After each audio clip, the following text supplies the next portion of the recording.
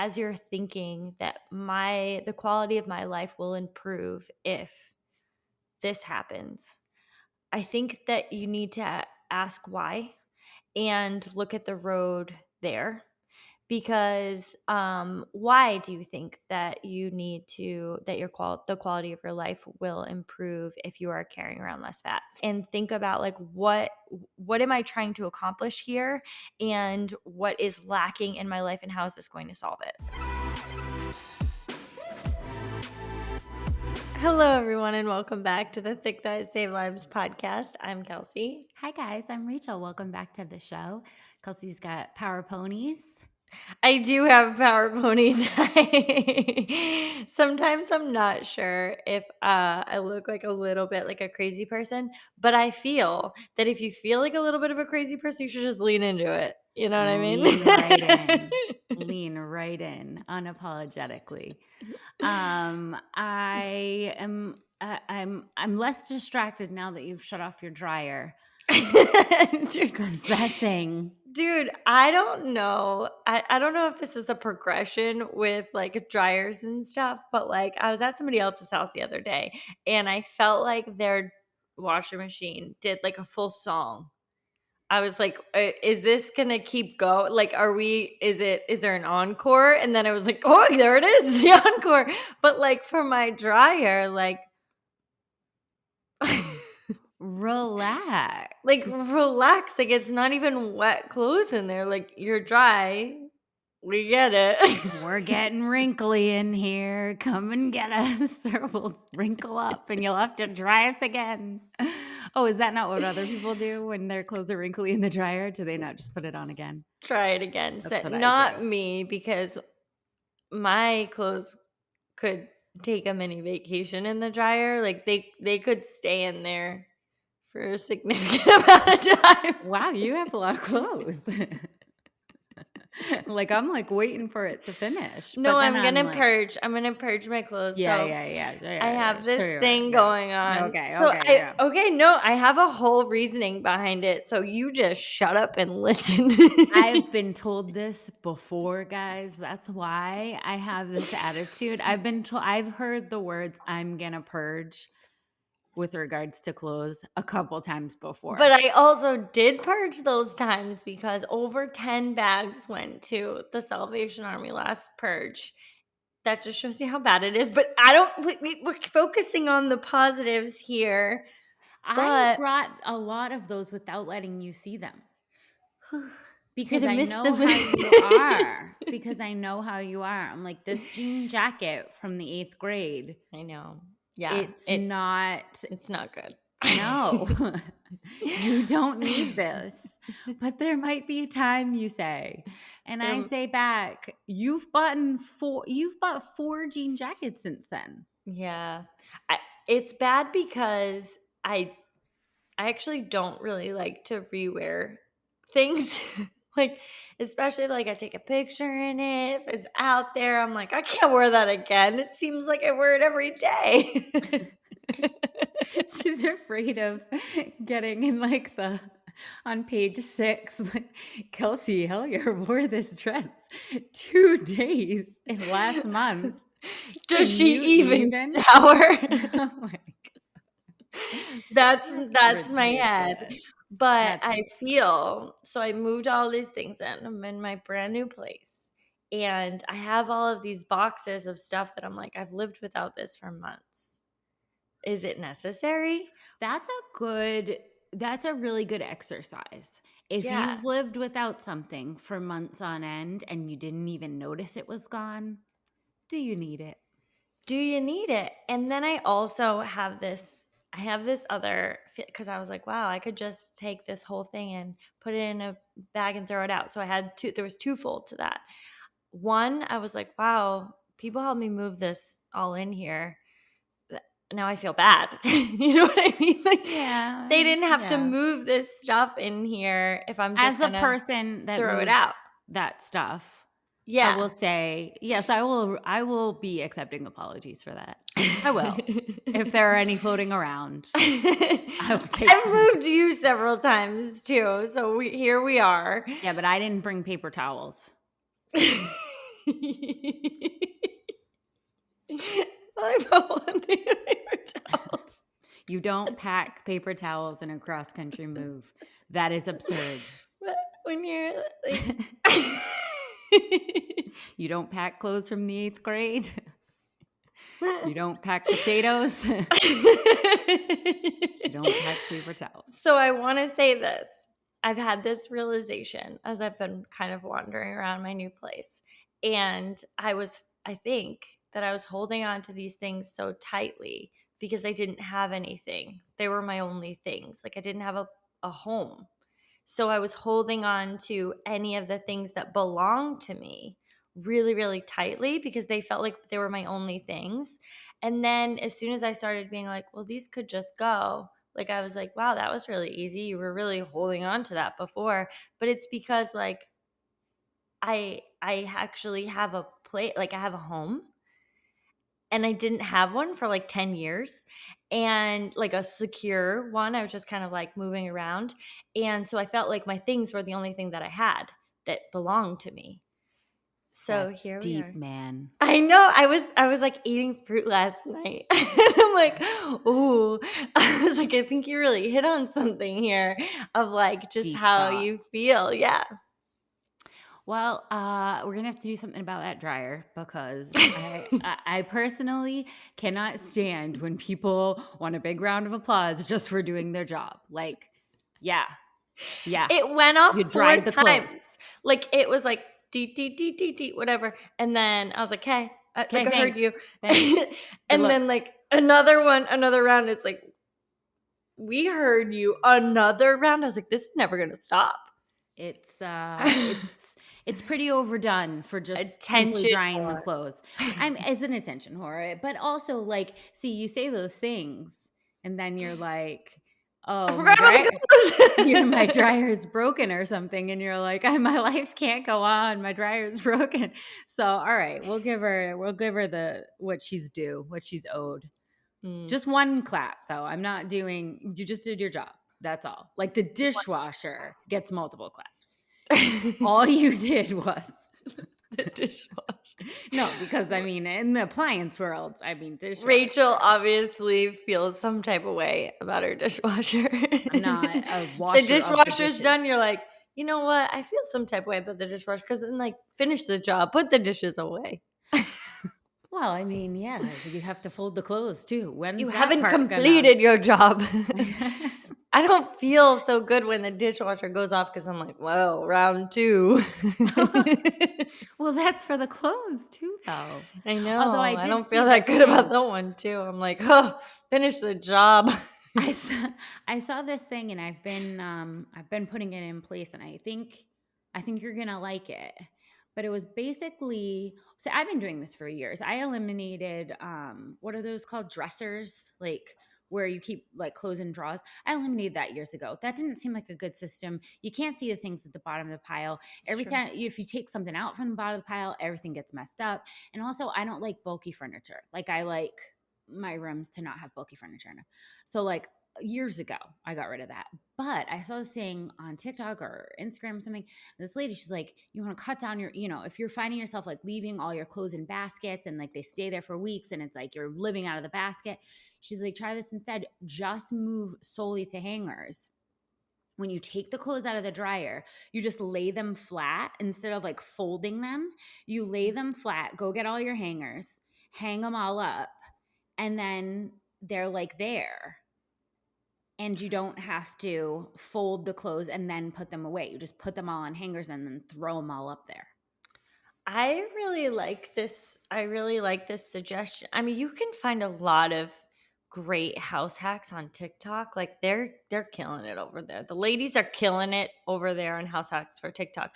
But it really does make sense because I could put like multiple leggings on a single hanger That's what I'm saying. It's better for without storage. Plus, having you a can see them all yeah. too because like they Yeah. have those hangers that are like the like tiered ones, so you can see all the clothes. Like I don't know. I even moved my son. My son only has he has no dresser. He only has all his outfits. I like put the outfits together because I'm psychotic. No, because it actually saves us a lot of time in the morning. It's like Yeah. put the outfits together on an outfit hanger, and that's like he just goes and grabs the hanger, Will and then you he avoid a 6-year-old trying to match up an outfit? well, I mean, whatever he came out with, I'm sure would have been rejected by me anyways, even if it did match. But, because I have my, I have my things. I'm working on them. Don't we all?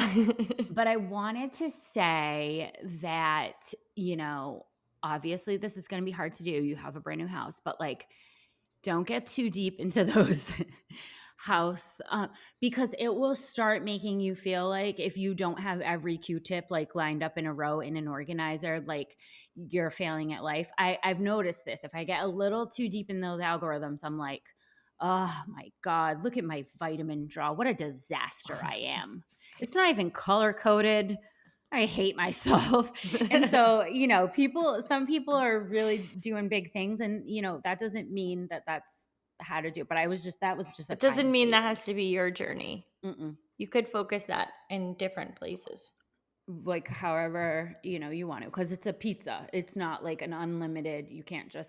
you can't have an All your unbelievably Q-tips in a row. yeah, you can't have a color coordinated spice cabinet and also like get in like all the things you want to do. So it's like, we just take and we give and all that. On that note, I had a question that was in my DMs that I wanted to answer before we hit up the topic of this episode, because I felt like this question is a super common one. Mhm. And I'm not sure that we have necessarily like hit this specifically. I think we've like roundabout gone through an answer. Well, it's a complex answer, so It I think is. that we've hit it in several different episodes, but how she phrased the question is perfect because, um, she hit the question a lot of women are asking. It's so true. So I'm going to leave her anonymous, but she said, my husband and I recently started focusing more on our health and food intake, and I'm extremely frustrated with his progress compared to mine. He's made far less changes and is not nearly as strict, and he has also missed several workouts. I have been near perfect, yet he's lost way more weight. I talked to a girlfriend about this, and she said it's a well known thing, happens to everyone and their spouse when they start a thing. Is there an actual scientific reason as to why men lose weight faster or easier, or is this just all in our heads? We'll leave you anonymous, but I love how you phrased that because note the little gaslighting happening there with is this in my head? And even though you're sitting there and you're seeing, what's going on, I'm assuming you live with your husband. So you know, his food intake, his workouts, you know what you're doing, and you have a pretty accurate um view of what's happening for both of you on your health and fitness journeys. It is absolutely not in your head. And there is a ton of science behind this. This is a form of frustration for a lot of women. And you hear it in different ways. I think you hit it perfectly, but I think you hear it in different ways where women often say about their husbands, like, he can eat whatever he wants and he still looks like this. Or he can, I would gain weight by looking at that. He has the whole thing and he looks just fine. And number one, there is a very generalized idea of looking at someone and judging their health. There is also the I do want to hit the comparison as the thief of joy too. We're definitely going to get into the science behind this, but like I do want to hit the comparison as the thief of joy because comparing your health and fitness journey to your husband's or any other person on the planet who doesn't live in your body is craziness because even if you guys continue to eat, if you ate the same thing, did the same workouts, your body would respond differently. Even if your husband was a woman. Now there's a ton of science between the fact that he is a man and the muscle mass and hormones that go into that, which we're going to touch on. But another person in a different body with a different metabolism, having different hormones, even if it was another woman, would still look different. Their health and fitness journey would still look different than yours. So I just want to hit on that too. Do you want to? Yeah. I mean, definitely always comparison's the thief of joy. That goes for everyone. But just because you married someone doesn't mean you start sharing genetics. You know what I No. mean? Yeah. So Yeah. I just want to like, sometimes people feel so close to somebody that they're like, we're literally doing all the same things. And it's like, yeah, but like you're not sharing genetics, even though you're sharing just about everything else. So I do want to say that I hear this frustration, and it's very duly noted, Yeah. but that there are reasons for this. And basically, I'm just going to put them into two categories just for simplification Yeah, I love that. process. Number one is likely your husband is carrying significantly more muscle mass than you are. How Naturally. naturally. So, how that plays into weight loss is simply that muscles consume calories, they consume excess calories, so they're hungry. And especially if you're going to introduce exercise, they get very hungry because they are tearing and repairing. And what is going to happen is his inherently more muscle mass is going to be able to use up more extra calories than the muscle mass that you're carrying on your body, likely, which is why, and this is for a number of reasons. First of all, just biologically, men carry more muscle. Secondly, as young boys, they are pushed and promoted to build muscle mass, so they get started at a younger age. Typically, they're encouraged to lift heavier, whereas women often do not find weights until well after college, and even then are not encouraged to lift heavy. So there's so many like societal things going on here with the muscle mass that's like taboo with the fact that he comes born with more than you. And not only is born with more, but like here's the thing, like he is able to attain more muscle mass more quicker than you are. Exactly. And when we're talking about, some, I'm assuming this would be like a woman. I'm not going to say, but I think that this is a woman near or perimenopausal age. And so we've talked about that in an episode, how much more difficult it is to maintain and gain muscle in that stage of your life. And that's due to the next category of stuff we're going to talk about, which is hormones. Men have they basically wake up in the same body from the time of puberty to their death. Boring. Like it's like they have very little changes hormonally when it comes, like comparatively, when it comes to women. Yeah. Women's hormones are and if you haven't listened to like our hormone experts on this, you will love those episodes. But basically at any time in the month you are going to wake up in a different body, basically hormonally, and men are waking up in the same body. So hormones control things like cravings, metabolism, the kinds of ways that you use the calories that are coming into your body. It's so important to understand that that that difference is going to control how and how much weight loss you're able to accomplish in a certain amount of time. So, like, it may look like he's like out the gates really quick, and that's frustrating. But in a long game scenario, I guarantee you that those things are going to eventually equal out if you are on a road to continuously gaining, being committed to gaining more muscle. And also, like, just sort of maximizing the hormones the best way you can with regards to like not under eating, making sure that you are not starving your metabolism. And that's really like I mean, it's a complex answer, but those are the two things that I think that people can make actionable changes on the most. Whereas the other things, it's kind of like, hey, listen, we're different than men. We're made different. I want to clarify one thing when it comes to men's hormones versus women hormones. We're talking day to day. Your hormone changes from day to day on a monthly cycle are so different than a man's changes on a day to day in a monthly cycle. Obviously, as men get older, their hormones change as well, but on a day-to-day basis, so you're looking at starting a weight loss journey or a health and fitness journey, and you're looking at the course of a couple months, and you're waking up in a different body every day during those months, and he's waking up in the same one. And the thing that I wanted to touch on when it comes to you mentioned he's missed several workouts, and where you haven't, and that you've been near perfect with nutrition, or I think you said nutrition, but but it was mostly food intake. And I just Mm. wanted to I might be reading too much into that, but I wanted to touch on that a little bit, because when we're thinking about food intake and making changes, when you're talking about in the gym, if your food intake and you're judging that as being taking in less calories, and he's not, right? He's taking in more calories than you, probably more protein, and all of the other things that are attributing to muscle growth and recovery in the gym.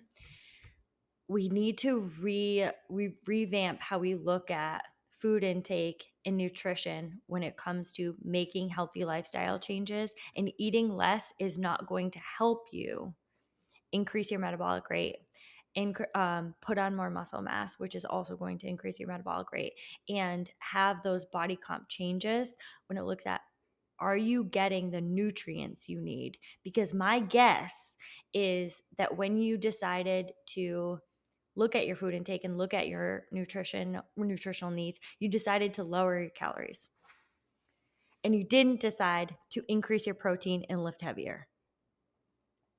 So, Yeah. Yeah, I'm if so there glad you is said that. something you want to change from that and you want to look at from there, I would be like, what are your workouts? What are you doing in the gym?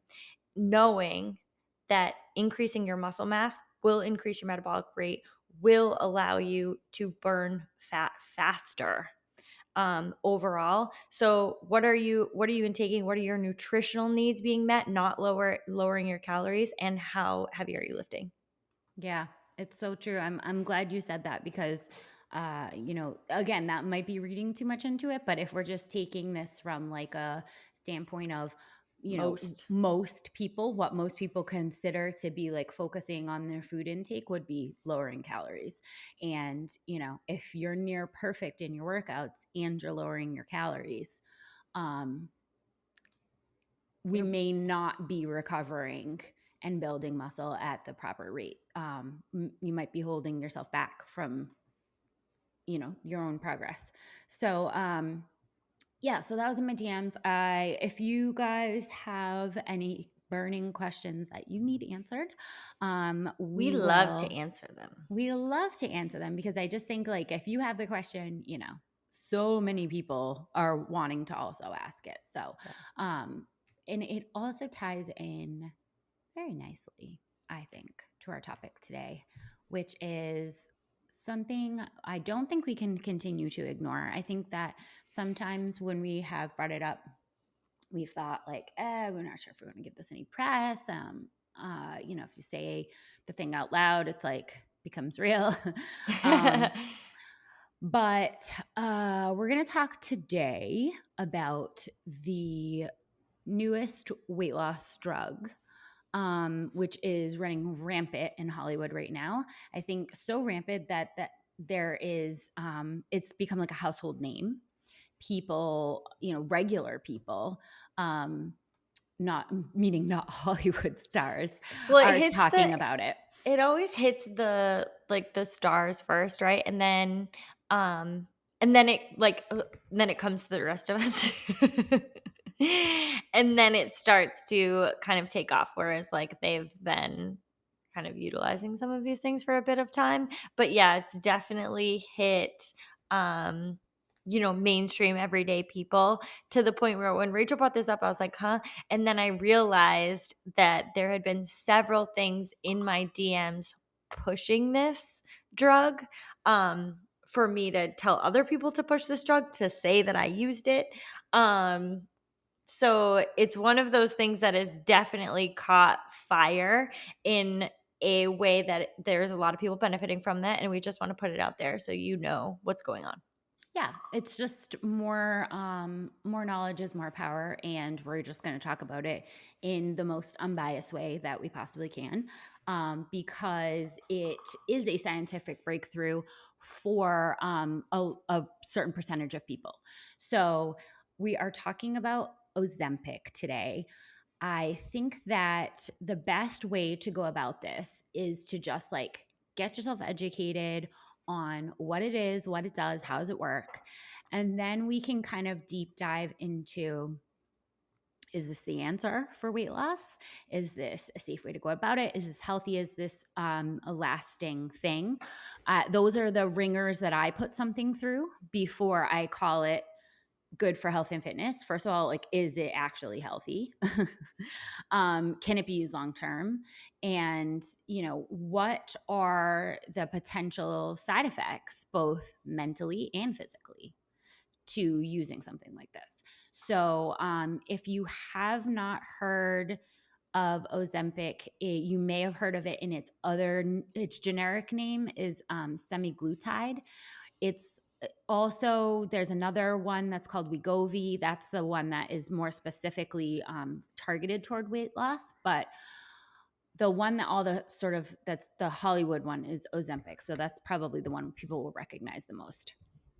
Originally, this medication was developed for type 2 diabetes. And as of right now, it is only approved for treatment in type 2 diabetes. It is not approved for any other reason. However, we're seeing a ton of doctors prescribing it for weight loss because weight loss is a side effect of this drug. So it's not what it was originally created for. I just want to like put that out there. It's and we'll talk about like what it does and why it helps type 2 diabetes. But it's a weekly injection. That means like needle injection. um but it is a big breakthrough because it is weekly, where a lot of other things, a lot of other interventions that we've developed in medicine are kind of like daily pills, which this is different in that way. And basically what it does is it helps you lower your blood sugar by helping your pancreas create more insulin. So that helps type 2 diabetics in specific, not type 1, because this is taking insulin that you already have. And it slows down your digestion to make you feel full and or nauseous for longer amounts of time. So, general overview of what it does and how it was created, I think is very important. And that doesn't mean to negate anything else that it is being used for, because a lot of times in a clinical sense, we stumble upon things. Stumble upon some seizure medication that can also treat depression. We stumble upon things within modern medicine that can serve in other purposes. And I don't I am not someone who is against um taking medication in many ways. That's not how I'm coming at this, but I do want you to just know some of the side effects, and then think about, for you, what health looks like in your life. And I think anytime you start any type of medication that is geared towards your health, whether it's health of treating diabetes or weight loss, anything, I think you need to come up with an idea of what health looks like for you, and decide if the methods that you're putting in place are reflective of a healthy lifestyle. I really had to like full stop myself several times when I was researching this, because my immediate knee jerk reaction to weight loss drugs is to feel angry. Yeah. Um, so and to feel that they are taking advantage of people, to feel that there's like a certain amount of fat phobia involved. Like there's I have knee jerk reactions that are negative. I had to full stop because I thought I don't this is like a weird comparison, but I thought of how like people might have felt at first when like ibuprofen came out and it was like, hey, Mm. if you have a headache, like you could take this ibuprofen and it reduces inflammation and your headache will go away. And like, I don't want to be somebody who goes, well, ibuprofen? What's the negative For effects the of weak. I like, you know what I mean? Like you need to find a natural way to get rid of that headache. Like I never want to be in the way of scientific breakthroughs that are helping people.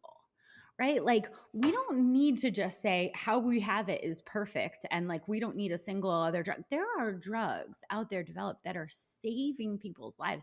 They're improving the quality of their life so much that life without it would seem impossible. So like I never want to, and that's why I had to really full stop on this. Is like, yes, it's being, used by Hollywood right now by, very already thin celebrities to become thinner.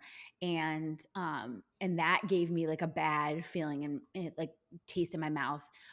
But that does not mean that this particular drug has no place. As you said, clinically, if it has side effects of weight loss, like let's look at that.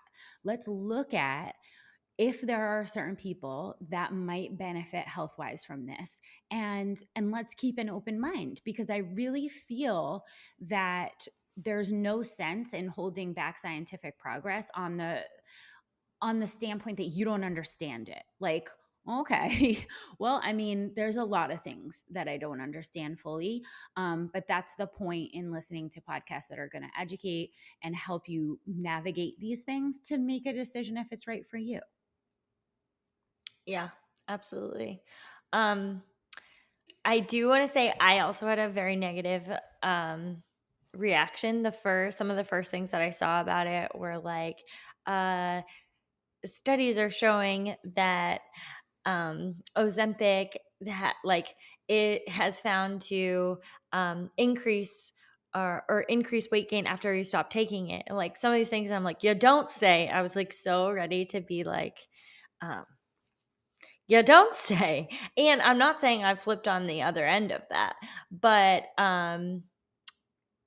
we are gonna just kind of discuss it and see, what you guys think.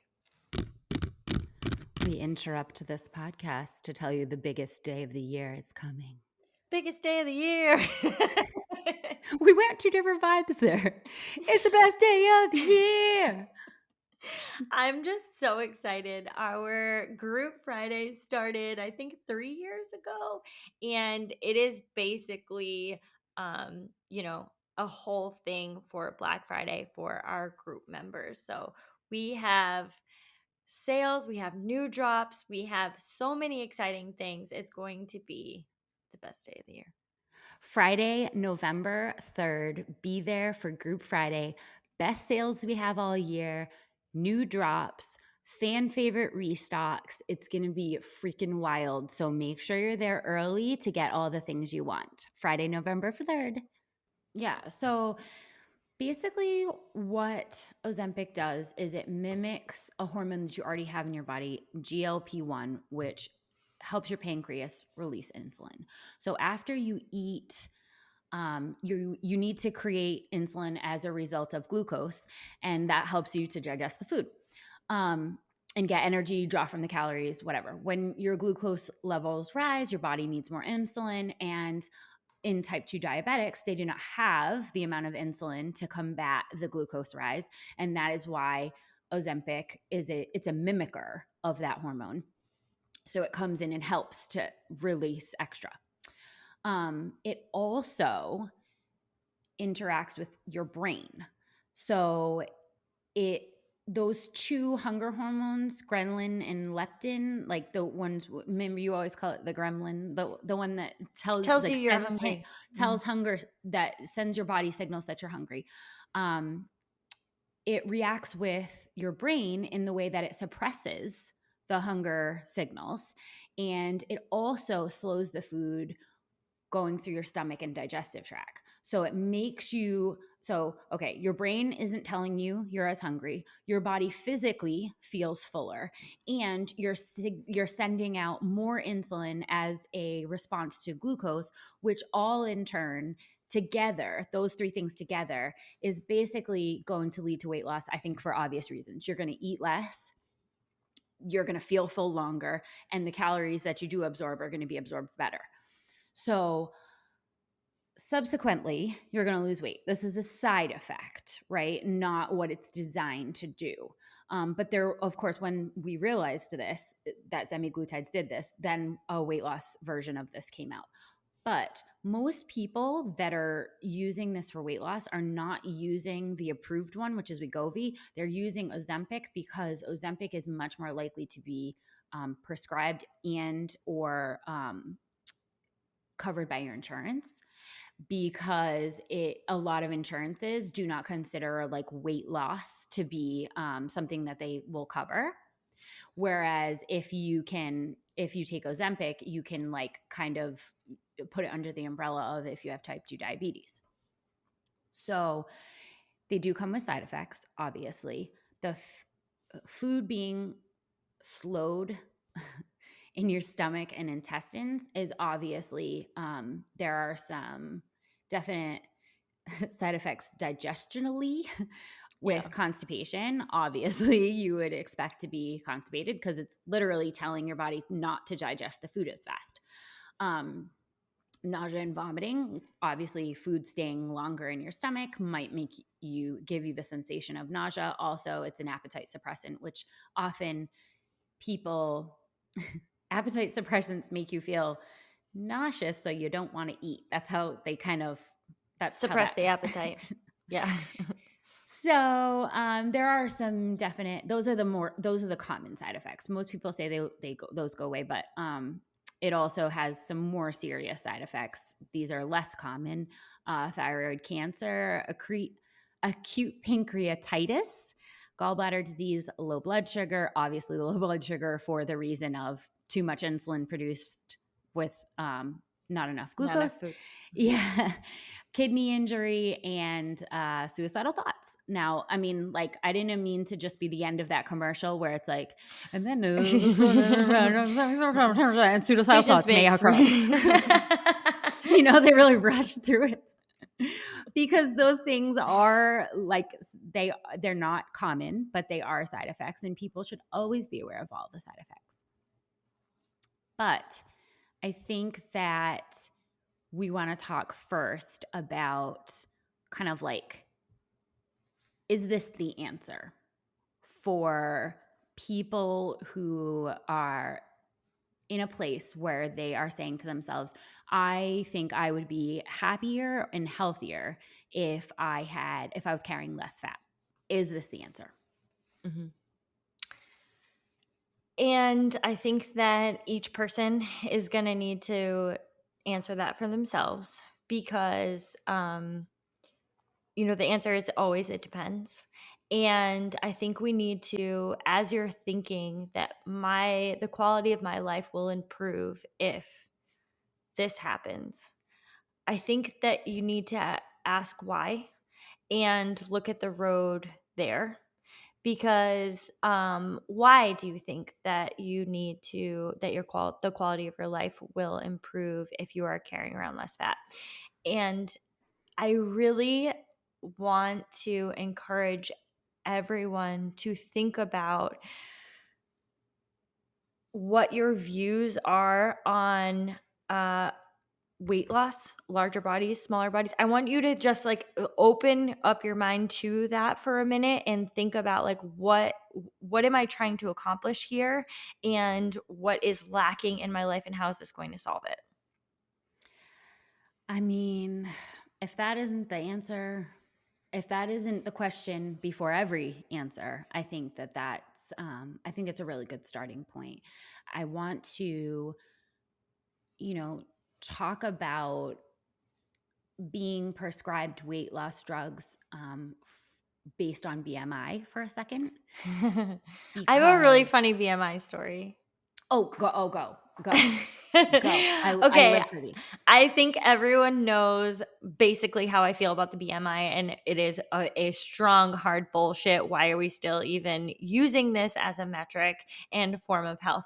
And my friend, who he just went to regionals, he's in the top 1% of CrossFit in a sport. He's 25 years old.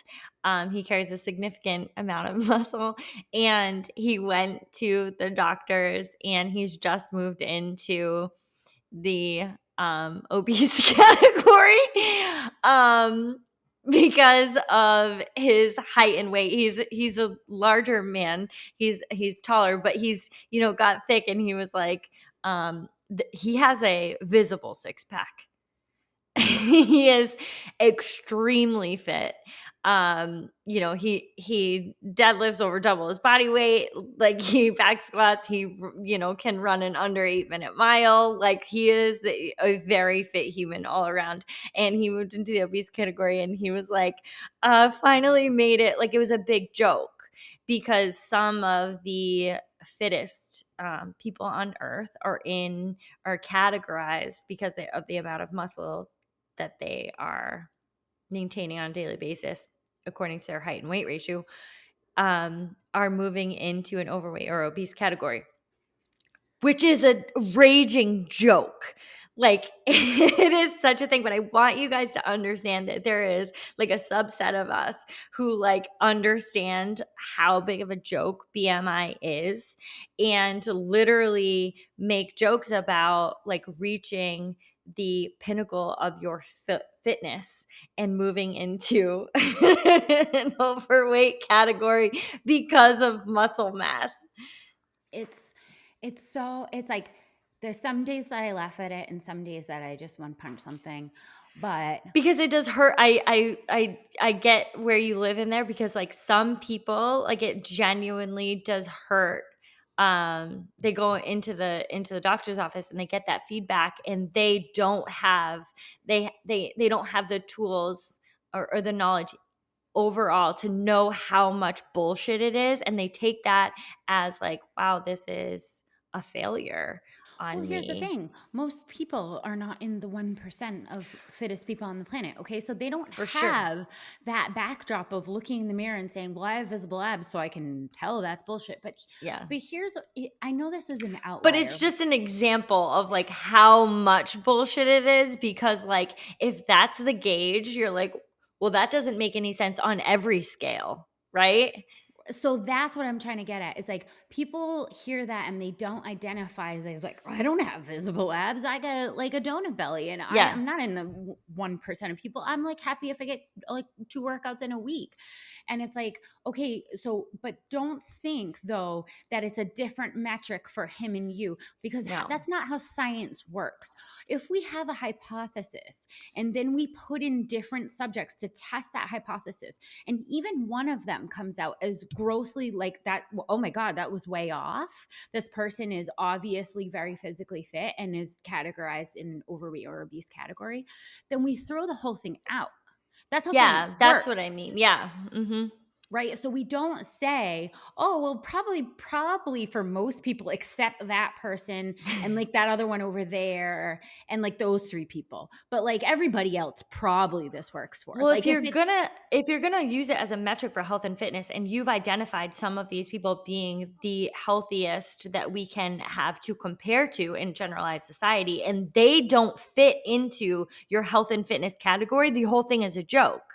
That's what I mean, is that like the whole, like, if you can just like from an outside perspective say like, well, this person, well, they meet all the check marks for being healthy, for living a healthy lifestyle.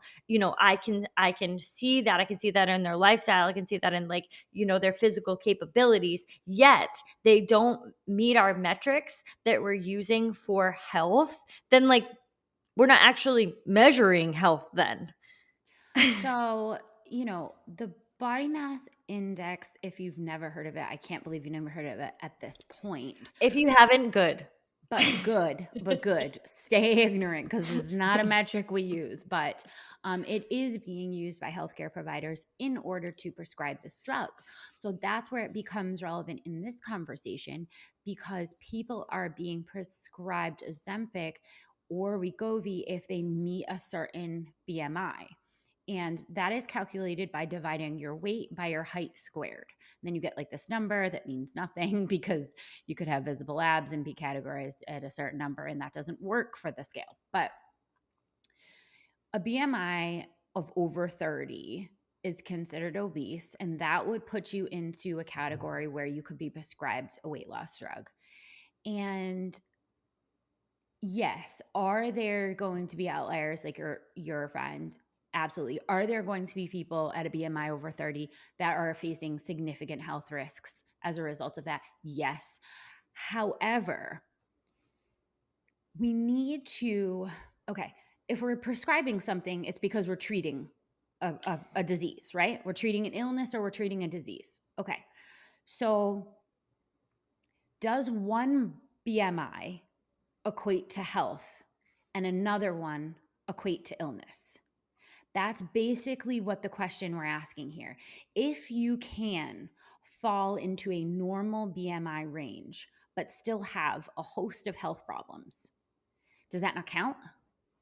If you have high blood pressure, but you are in a normal BMI, do you not really have high blood pressure? Should we not treat it because you're like not technically like so that I'm kind of bringing forth the point of like if a person has a disease that doctors believe is a result of obesity or carrying too much body fat on their body, then we need to treat that, right? But simply being at a BMI of 30 or over is not necessarily an indication of disease. If you don't have high blood pressure at a BMI of 30, we're not going to give you blood pressure medication. That wouldn't make any sense. It's important to say when we talk about symptoms that you go into a doctor's office with and saying to a doctor like this is how I'm feeling and there is a problem in our healthcare system with doctors looking at people in larger bodies and saying this is because of your weight and not actually listening to symptoms. And that's important in the conversation because I don't want you guys to think like, well, my doctor said that this is going to solve all of the other things that I'm feeling. I have abdominal pain and they're saying it's because I'm overweight. And it's just like, that's really important to have in the conversation because this is a problem. And doctors are prescribing weight loss drugs to solve problems that are not because of weight. Full stop, play that back, okay? And there have been numerous studies done on this, and every Yeah. single time it comes out the same way, which is, and I'm sure that people listening have their own personal stories about, like, hey, my toe hurts, and somebody saying, have you considered going on a diet for Diet. that? Like, this is a real issue in healthcare. And so it is always best to go in with knowledge and a little bit of skepticism. Thank you. My daily package has arrived. That was like perfectly timed. I saw him. He rings the doorbell every day. So I saw him like, okay, I'll just wait for him to ring it. But it really is important to have that skepticism and that knowledge just to go along. If you know that this is a thing, if you are a person in a larger body, or actually even if you're not, Yeah. because there are so many things. Like you could have symptoms of high blood pressure and be in a smaller body and go in, and nobody even bothers to test you for that. So, it works both ways. You definitely need to be armed with knowledge. And I think that, understanding the money flow is imperative as well. Because that's what gets all of the attention. Understanding the money flow, then you understand the system a little bit better. And I don't even think it's possible to ever really understand the money flow because Yeah. there are things that go on in pharmaceuticals that are so far beyond our reach We would as need an laymen. entire season and then plus 2 years to scratch the surface of that. So true. But just know, as you do, that pharmaceuticals are for profit organizations. Okay. They work under the profitability mindset.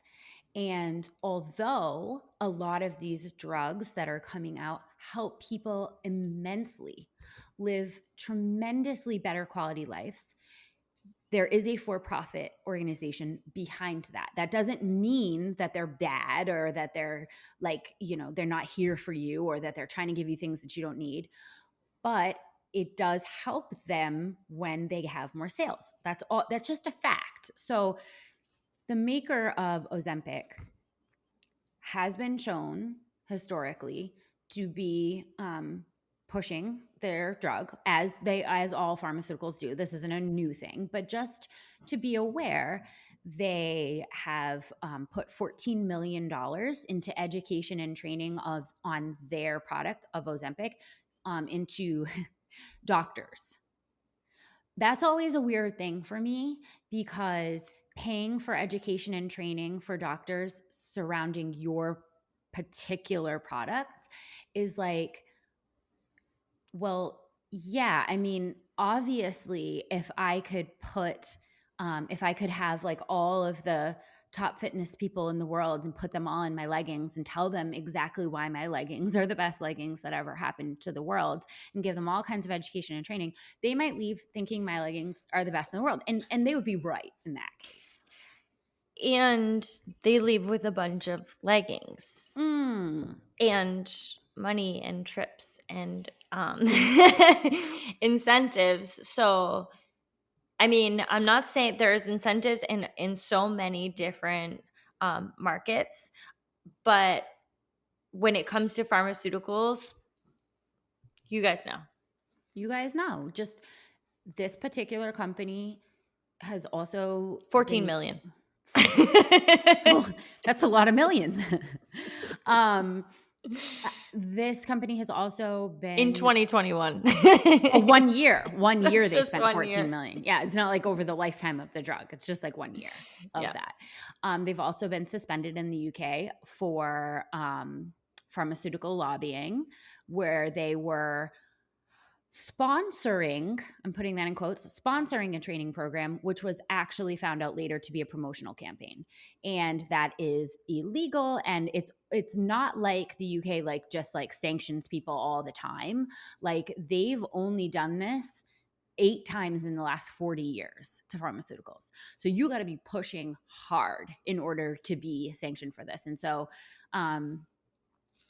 that's a little bit, it's just knowledge. It's just like you could Well, do those that with I'm gonna be all you honest, want. those are red flags for me that always that always will come up for me personally. I'll say like those are red flags. Why do you need have you pushed this hard in this space to the point where you needed sanctions?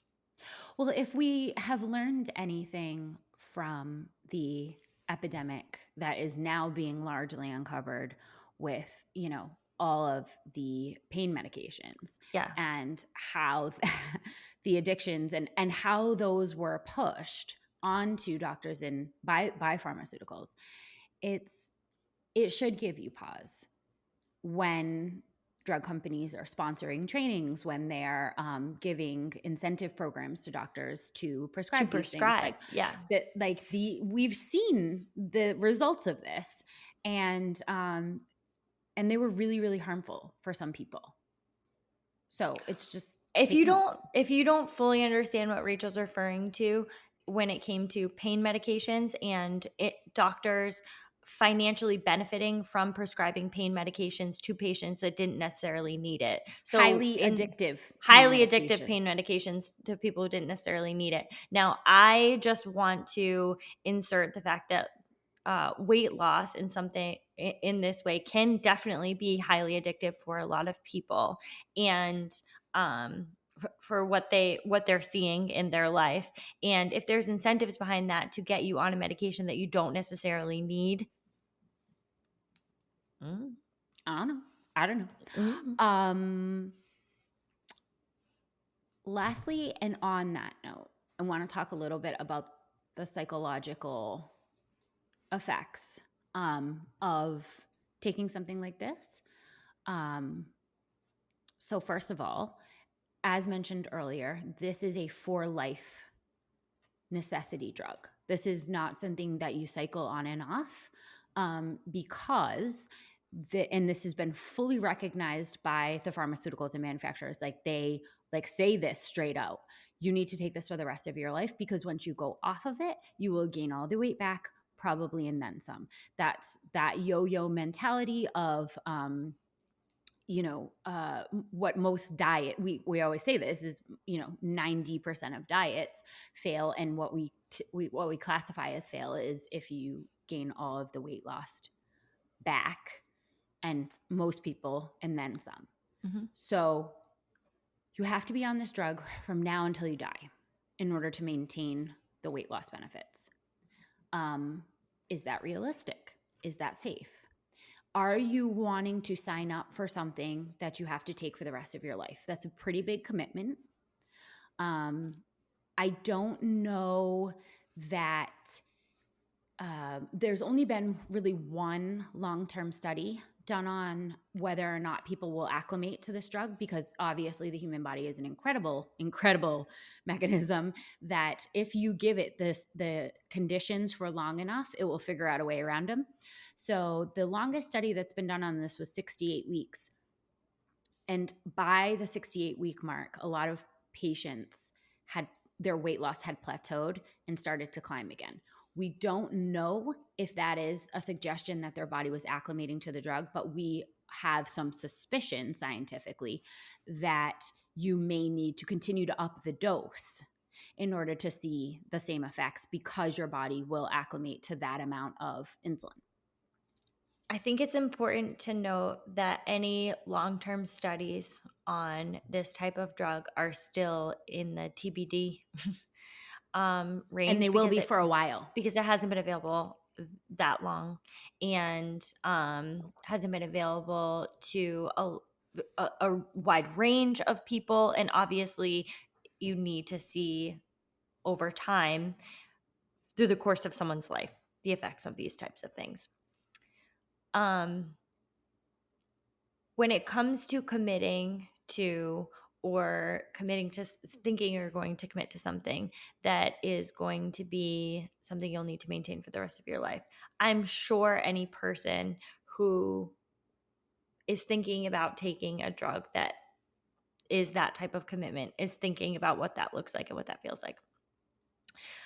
Some aren't actually, because you're just you're in there and you're like, this needs to be fixed right now. Like, what do I do? My doctor's saying this is good, this is safe. But when you do think about that and what your life is going to look like and how this fits into your life, I'm not saying right or wrong. You are in your life, you are in your body, you know the circumstances that you are currently in, what your health looks like, and what type of intervention you need. Because if you're considering something like this, you're looking for some type of intervention, right? What type of intervention you need and where you want to place kind of the power for that intervention over a long period of time. That's just something to consider. Just know this, we don't have long Yeah. term studies on this drug, but we do have long term studies on seesawing weight Yeah. and yo yoing weight. Weight cycling is extremely bad for your health. It's very difficult on your body.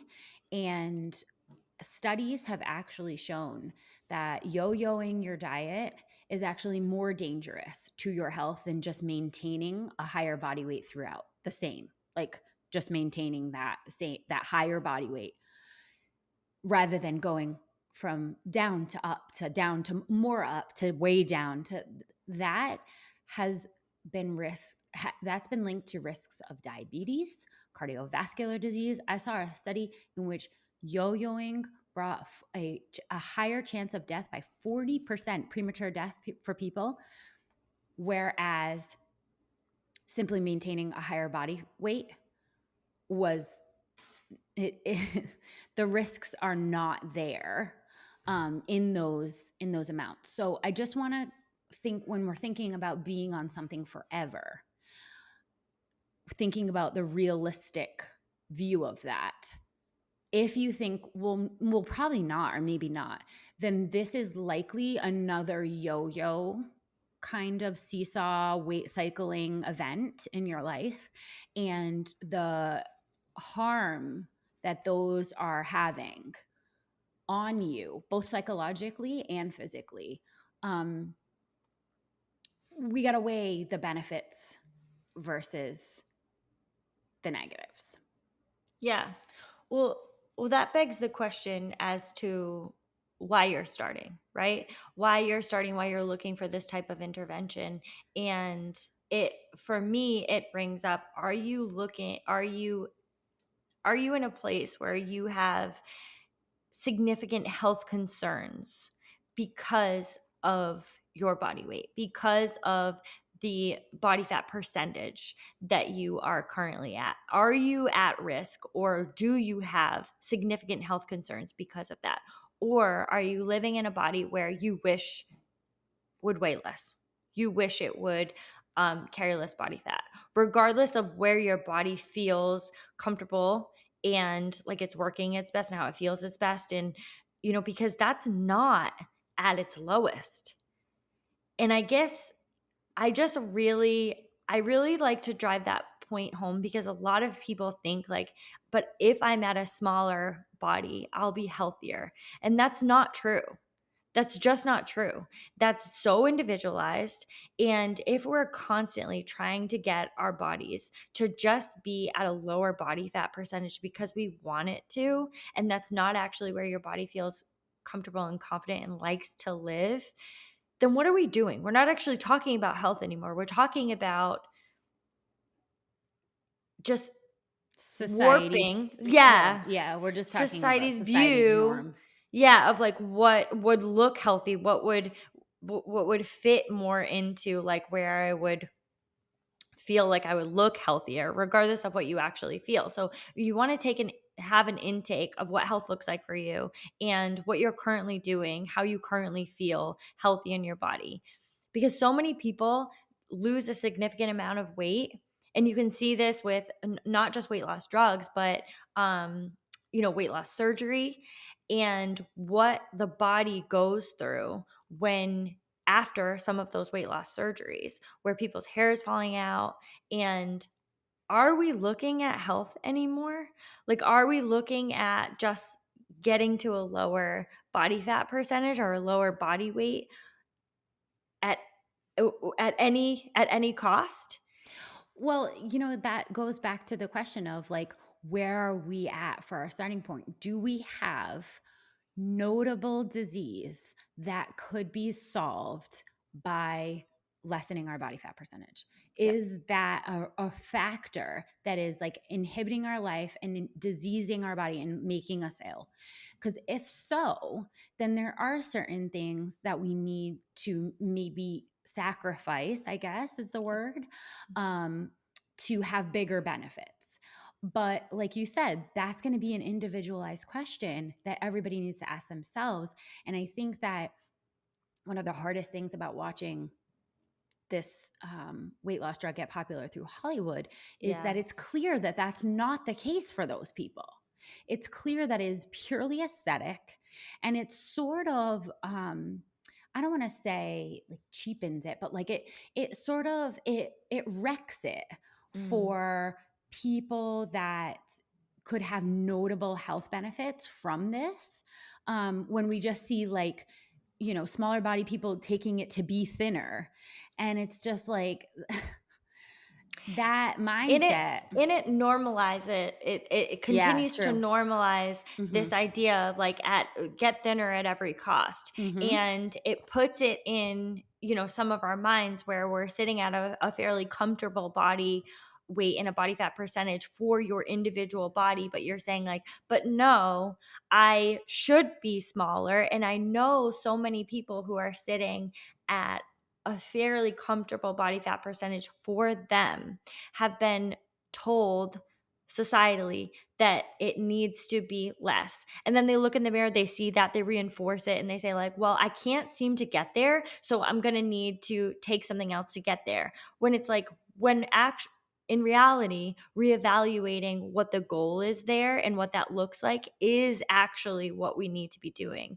And I did want to, talk about the psychological effects, because that kind of like leads right into it, of how we're viewing, ourselves, and how we're viewing, you know, our habits that have led to weight gain or a higher body fat percentage or our perception of our bodies. And none of these drugs are going to treat that. We're not taught, this isn't here to treat any mental health conditions. This isn't here to treat anorexia or any of the trauma that has come along with, or how you've used food or caring for your body as a response to trauma or as a coping mechanism. And anytime we start to talk about our body weight, how we're treating our body, how we view our body, how we want to change our body, it's really important to think about what are your coping mechanisms that have reinforced how you treat your body, how you think about your body, and what type of trauma have you experienced in your life that you've needed to develop some of these coping mechanisms, and are we addressing them? Oh man, that's so true. Like, man, that's the epitome of treating the symptom and not the source. It's just there is so much about food Yeah. that carries so much trauma for people. There's so much associated with food. There is trauma that has nothing to do with food that manifests itself in eating habits. Disordered thoughts around food, I would say, is one of the most common mental health issues facing the entire country right now, and most prevalently in women. And these drugs are not treating the mental health that is associated with any of that. So, although there may be some weight loss side effects, if the trauma that is originating at the source of all of this is not treated, I don't know, then you're the same you in a smaller body. And I'm going to tell you that from experience that that isn't any better. It just looks different. It just looks different. It doesn't it doesn't have any indication on the quality of your relationships and the health of your mental well-being. Like, all of this boils down to the actual problem, which in many cases is not the fat. No, it's not. It's such a hard thing to address, because it's not as simple as take this. And it's not even as simple as it's definitely not as simple as eat less, go to the gym. It's not that simple. And this is a health and fitness podcast where you really want us to say, eat less and work out more. And it's just not going to happen. It's never going to happen from us, because there's so much more to uncover and to talk about when it comes to your body image, when it comes to food, your relationship with food, your relationship with yourself, the life you feel you deserve, how you think you deserve to feel in your body, and the conversations around how do I feel when I eat this type of thing, and am I looking to reinforce behavior that has felt comfortable for me in the past, regardless of if it's healthy for me or not. It's comfortable. And even if it's shame, even if it's regret, those are comfortable feelings for I don't me. think people understand that so much of trauma has to do with seeking out, like, behaviors and emotions that we don't want. Familiar. Yeah. That we don't want, but they are familiar to us because Exactly. they've been familiar to us at either at a young age, or we've developed them over time. And you can see this, we talk about this, or society talks about this fairly openly in relationships, where people continuously go into abusive relationships because they're familiar to them. So they're looking for a type of love that feels familiar to them. Even if it's not love, it feels like love because it's the only thing that they've been able to associate with that. And the same thing goes for your body and your food, and all of the feelings surrounding all of this. Is like you're looking for familiar feelings, because familiarity is comfort for a lot of us, even if what's It's familiar is destructive. shame, Yeah. even if what's familiar is regret. Like those feelings are familiar to us, so we continuously seek those out, and can repeat behaviors that will get the same result that we're familiar with. And in order to change any of that, we need to get uncomfortable, which is the last thing everyone wants to do. But it's ultimately getting uncomfortable and recognizing that we need to treat the source and not the symptom. So, recognizing that a lot of our feelings and behaviors, and a lot of the way that we have manifested, well, what's wrong is my body weight, what's wrong is my body fat. And it's like, is that what's wrong, or is it the way that you feel about your body, or the way you feel in your body because of some of the behaviors, the habits that you've developed, and how you treat your body on a daily basis? Do you believe genuinely that you deserve to live in a healthy body? It's interesting that the more comfortable road would be Pain. taking a weekly shot. Mhm. Like, Mhm. if you, like, talk to people about, like, their fears and stuff, people list needles very high typically, and, but, it's way better than shame. Mm. I'll take needles over shame any day. I mean, but that's the thing, is it's really the amount of uncomfortable we're willing to be, um, to not uncover these things. It really says something about the complexities of human behavior, about the complexities of the brain, about, like, just that there are so many more things in play than go to the gym and eat less. Like, it's just, that's the stupidest answer I've ever heard in my life. I know. And ultimately, I just think, options and knowledge is the goal. I didn't want to come on here to bash Ozempic or anyone who ever takes it, because the fact is that medically, if we continue to advance, we can help people live better lives. But we just need to be able to tell the difference between healing and treating a disease and fat phobia, because those are two different things. If we are treating and healing illness and disease, then we are on the right track. If we are attempting to fit in societal norms, or use a blueprint of what health looks like, and use it as only a smaller body, um, that's just where we need to pause, and each person needs to think about what it means for them and choose their road. Yeah. Ultimately, you have the power. Ultimately, you know what your life looks like. You're asking these questions, and you're the only one that can answer them. We'll help talk it through with you guys, but um, you're the only one that can really answer all of these questions. You're the only one who knows what your trauma looks like. You're the only one who knows what your health looks like, what health looks like for you, how you've defined it, and how you're going to get there. And hopefully, we've answered some of that today. It definitely was not I don't feel it was a one sided um, take this, don't take this. That's not what you're going to hear from us, because you decide. Because, and most importantly of all, we trust you to decide. Mm.